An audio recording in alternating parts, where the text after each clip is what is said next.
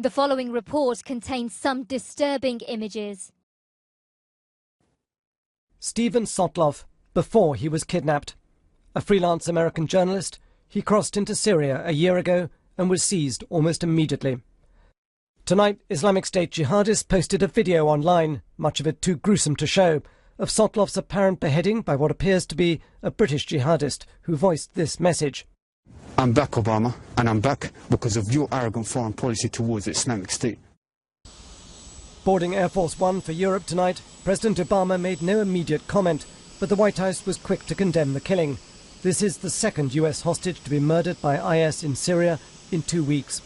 If the video is genuine, we are sickened by this brutal act taking the life of another innocent American citizen.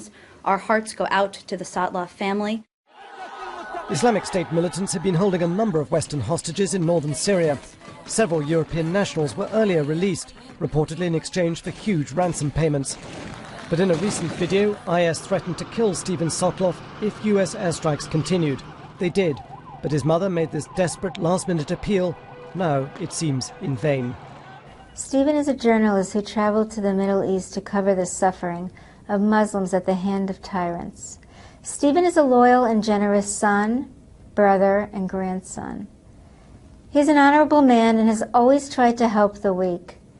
We have not seen Steven for over a year, and we miss him very much. We want to see him home safe and sound and to hug him.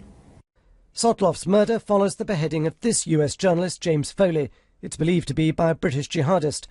Intelligence agencies have been working to try to establish who killed him, but so far no public announcement has been made. The Prime Minister was told about the latest video today.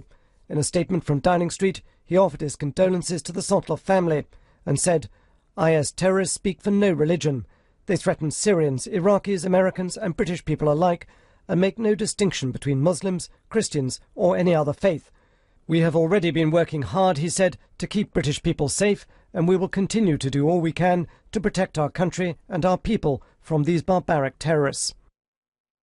There have been over 100 US airstrikes on Islamic State fighters in northern Iraq, largely halting their rapid advance. Britain has not joined in, only dropping humanitarian aid to refugees instead. But tonight, for the first time, Islamic State threatened in its video to murder a British hostage it's been holding. Two things are significant about this latest video from IS.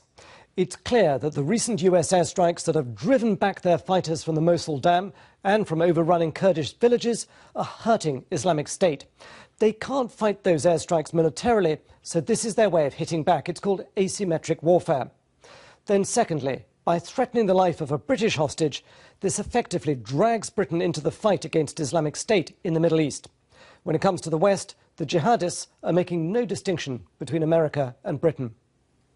The cold-blooded murder of the journalist Steven Sotloff will shock many around the world, but it's unlikely to deter the US and Britain from action against IS.